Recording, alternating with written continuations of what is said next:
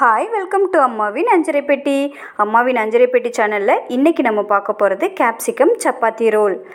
இதுக்கு ஒரு கடாய் எடுத்துக்கோங்க. 2 ஸ்பூன் எண்ணெய் சேர்த்துக்கோங்க. எண்ணெய் நல்லா காஞ்சதுக்கப்புறம் 1/2 ஸ்பூன் கடுகு உளுந்து, 1 ஸ்பூன் கடலைப்பருப்பு, 1 கொத்து கருவேப்பில்லை, ஒரு பெரிய வெங்காயம் எடுத்துகிட்டு சின்ன சின்ன துண்டுகளாக கட் பண்ணி அதையும் ஆட் பண்ணிக்கோங்க. இது நல்லா எண்ணெயில் வதங்கி வரும் பொழுது மீடியம் சைஸ் குடமிளகா நான் 2 எடுத்திருக்கேன். அதையும் சின்ன துண்டுகளாக கட் பண்ணி ஆட் பண்ணிவிட்டு எண்ணெயிலேயே நல்லா வதக்கி விட்டுக்கோங்க. இது கால்வாசி வதங்குனதுக்கப்புறம் 1/4 ஸ்பூன் மஞ்சள் தூள், 1 ஸ்பூன் உப்பு சேர்த்துக்கோங்க.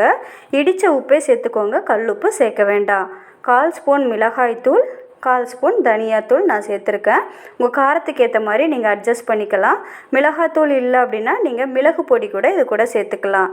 இது எல்லாத்தையும் நல்லா எண்ணெயிலேயே வதக்கிக்கோங்க. இது கூட தண்ணி சேர்க்க வேண்டாம், ஏன்னா குடமிளகாலேயே தண்ணி சத்து இருக்கு இல்லையா, அதுவே இதுக்கு போதுமான அளவு. ஒரு மூடி போட்டு சிம்மில் வச்சுட்டு 5 நிமிஷம் வேக விடுங்க. 5 நிமிஷத்துக்கு அப்புறம் குடமிளகா நல்லாவே வெந்திருக்கும். இப்போது ஒரு பிடி வேர்க்கடலை நல்லா வறுத்துட்டு தோல் நீக்கிட்டு எடுத்துக்கோங்க.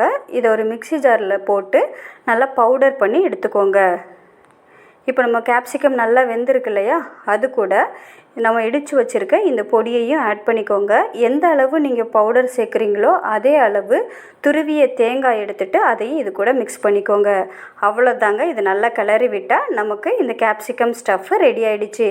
இப்போ நான்வெஜ் ஃப்ளேவர் வேணும்னா ஒரு முட்டை எடுத்துகிட்டு பொரிச்சிட்டு அதையும் இது கூட ஆட் பண்ணிக்கோங்க. இப்போ வெஜ்ஜு நான்வெஜ்ஜு 2 டைப்பான ஸ்டஃப்பும் நமக்கு ரெடி ஆகிடுச்சு. இப்போ நான் சப்பாத்தி ஆல்ரெடி போட்டு எடுத்து வச்சுருக்கேன். இந்த சப்பாத்தியோட நடுவில் நம்ம வச்சுருக்க இந்த கலவையை வச்சுட்டு நல்லா டைட்டாக ரோல் பண்ணிக்கோங்க. அந்த ஸ்டஃப் எல்லாம் உள்ளே வச்சுக்கோங்க, இல்லைன்னா நம்ம எடுத்து சாப்பிடும்போது கீழே சிந்திடும். நல்லா டைட்டாக ரோல் பண்ணிவிட்டு ஒரு ப்ரெஸ் பண்ணிக்கோங்க. அவ்வளோதாங்க, நம்மளோட கேப்சிகம் சப்பாத்தி ரோல் ரெடி ஆகிடுச்சு. இது குழந்தைங்களுக்கு ஸ்கூலுக்கு கொடுத்து விடவோ இல்லை ட்ராவல் டைமில் நம்ம கம்ஃபர்டபுளாக எடுத்துகிட்டு போகிறதுக்கோ இது நல்லாயிருக்கும். இதை நீங்கள் ட்ரை பண்ணி பார்த்துட்டு எப்படி இருக்குன்னு கமெண்ட் பண்ணுங்கள். நம்ம சேனலை சப்ஸ்கிரைப் பண்ணிக்கோங்க. தேங்க்யூ ஸோ மச் ஃபார் வாட்சிங்.